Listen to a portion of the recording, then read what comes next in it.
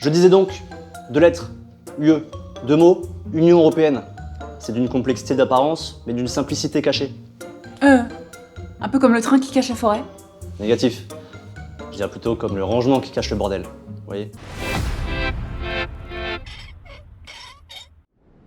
Nous allons présenter l'Union européenne, les enjeux pour comprendre comment elle influence notre quotidien et quelques chiffres et dates clés. L'Union européenne est structurée de la manière suivante, en distinguant le politique, l'économie, la monnaie et la justice. Le Conseil européen, qui définit les orientations et les priorités politiques générales de l'Union européenne, est composé de 27 dirigeants des pays membres.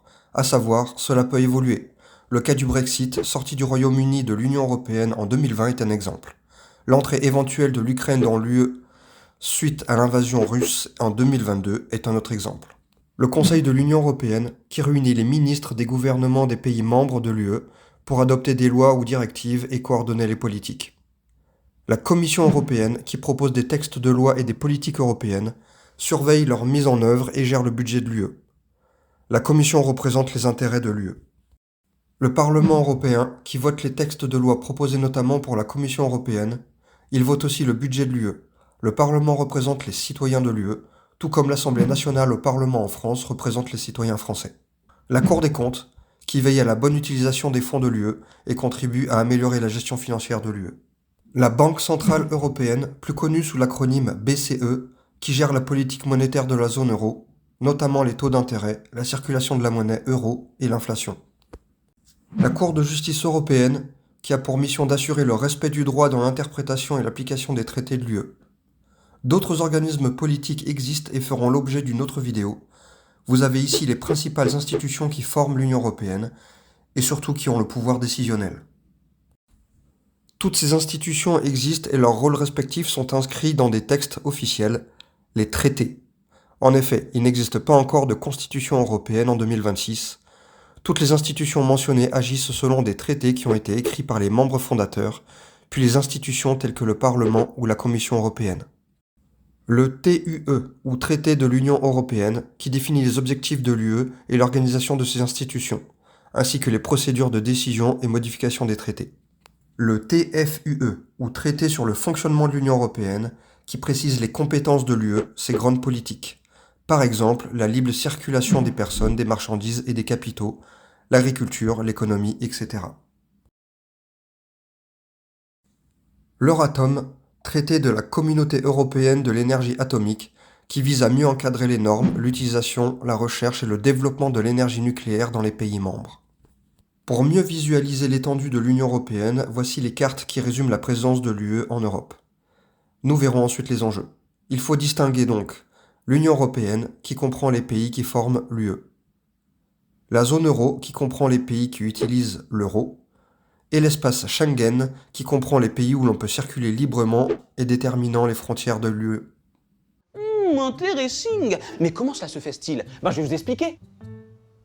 Voici donc comment les décisions prises par les autorités de l'Union européenne redescendent et arrivent jusqu'en France, et donc impactent les politiques françaises et notre quotidien. La Commission propose des textes, des modifications, des adaptations. Le Parlement et le Conseil de l'Union européenne, respectivement représentants des citoyens et représentants des dirigeants des pays membres, échangent et conviennent ou pas d'un texte. Ce texte est accepté par tout le monde, il est alors mis sous vote au Parlement. À savoir, les citoyens peuvent demander ou proposer un texte de loi, démarche connue sous le nom de European Citizens Initiative. Initiative qui doit provenir de plus d'1 million de citoyens, précisément de signatures, et de 7 pays différents. Une fois le vote effectué et positif, le texte est publié au journal officiel de l'Union européenne. La Cour de justice européenne suit la procédure pour s'assurer de la bonne application du texte au sein des pays membres. Selon le type de texte, l'application est immédiate ou pas. Intervient alors les administrations françaises pour permettre une application sur le territoire français. Cette adaptation du texte européen peut prendre la forme d'une loi, une ordonnance, un décret, etc. Ces éléments vont permettre de mieux comprendre la structure et l'impact des décisions européennes sur notre pays et donc en conséquence sur notre quotidien. Voyons maintenant les enjeux. Né de l'union de 6 pays fondateurs en 1951, 6 ans après la fin de la Deuxième Guerre mondiale, l'Union européenne en 2026 est une organisation complexe avec 27 pays membres. Ce qu'elle décide et légifère impacte donc de nombreux pays et notamment le nôtre. Prenons l'exemple de la pêche. 2020, c'est le Brexit. Le Royaume-Uni veut reprendre possession pleine et entière de ses eaux territoriales, jusqu'ici partagées avec les pêcheurs européens, notamment français. La gestion de la pêche a été déléguée au niveau européen via la PCP, Politique commune de la pêche. Un dialogue évolue pour régulariser la situation entre les pays européens concernés comme la France, les institutions et administrations européennes chargées de la pêche et le Royaume-Uni. La négociation maritime est un enjeu politique entre la France et le Royaume-Uni, mais aussi économique au niveau local de chaque côté de la mer. En effet, la vie économique et l'emploi de la pêche est en jeu. La négociation tourne notamment autour des quotas de pêche, les licences de pêche et de la distance exploitable sur les eaux maritimes britanniques. Mais la situation et la longueur des négociations ont engendré des incertitudes et des conflits entre pêcheurs anglais et français. Un accord a finalement été signé sur une durée définie entre le Royaume-Uni et l'UE. Le nombre de quotas de certaines espèces évolue progressivement au bénéfice des pêcheurs anglais. Le nombre de licences accordées aux pêcheurs français baisse, le prix du poisson, tel que le thon et les sardines, a augmenté. L'adhésion de la France à l'Union européenne a donc eu pour conséquence de transférer une partie de sa souveraineté, autrement dit son pouvoir de gestion et de décision, sur les questions de la pêche maritime. Ainsi, toute modification, négociation ou démarche politique autour de la pêche doit passer par les institutions et administrations européennes. Vous trouverez les compétences exclusives dont fait partie la pêche à l'article 3 du TFUE, vu précédemment le traité sur le fonctionnement de l'Union européenne. Après la pêche, la crypto-monnaie. 2009, le Bitcoin arrive sur la scène financière. 2011, les crypto-monnaies apparaissent sur la scène financière. 2020, les crypto-monnaies arrivent sur la table des autorités de l'Union européenne. 2023, MiCA arrive en réponse à l'effervescence des crypto-monnaies. MiCA est un texte de loi, plus précisément un règlement européen, qui vise à encadrer l'ensemble des transactions et services sur crypto-actifs non intégrés dans la réglementation des services et produits financiers connus jusqu'alors. J'ai pas tout compris.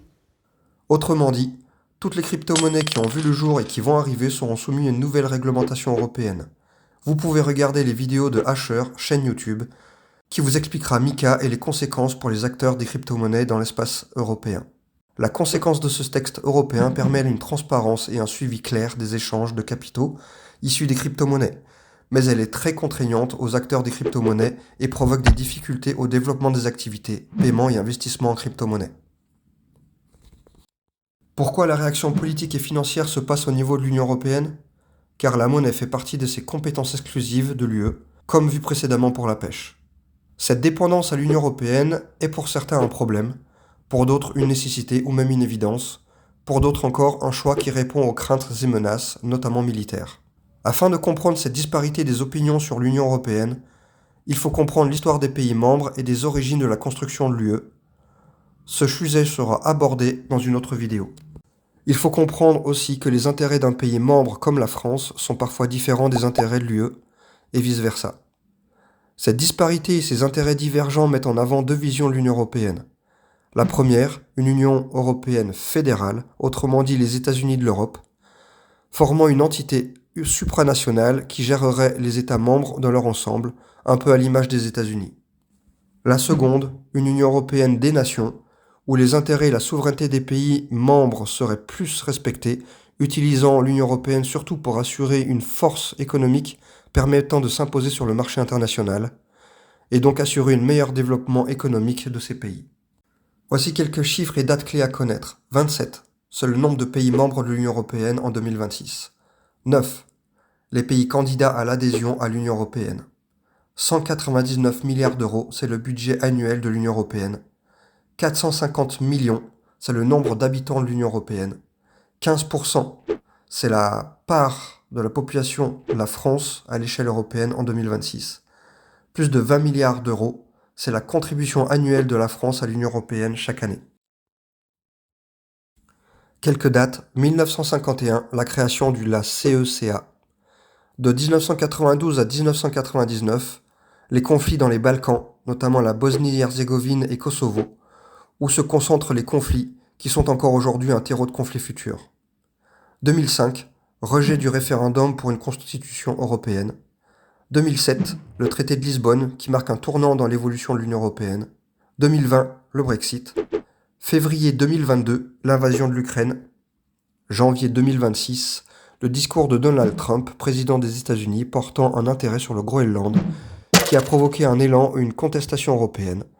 L'avenir nous dira si cela aura été un moment marquant sur la cohésion et l'unicité européenne. L'Union européenne est donc complexe et fait face à des défis extérieurs, immigration, frontières, économie, monnaie, militaire, influence, et des défis intérieurs, la vision et la gouvernance européenne, les partis politiques, idéologies et intérêts divergents des groupes et pays membres. Et cela impacte notre quotidien.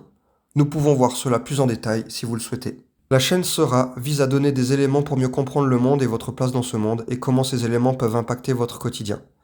Dites-nous en commentaire les questions ou sujets qui vous intéressent. Vous pouvez voir l'épisode 5 qui traite du sujet de l'Union européenne ou bien les autres vidéos de Sera, notamment sur les élections présidentielles.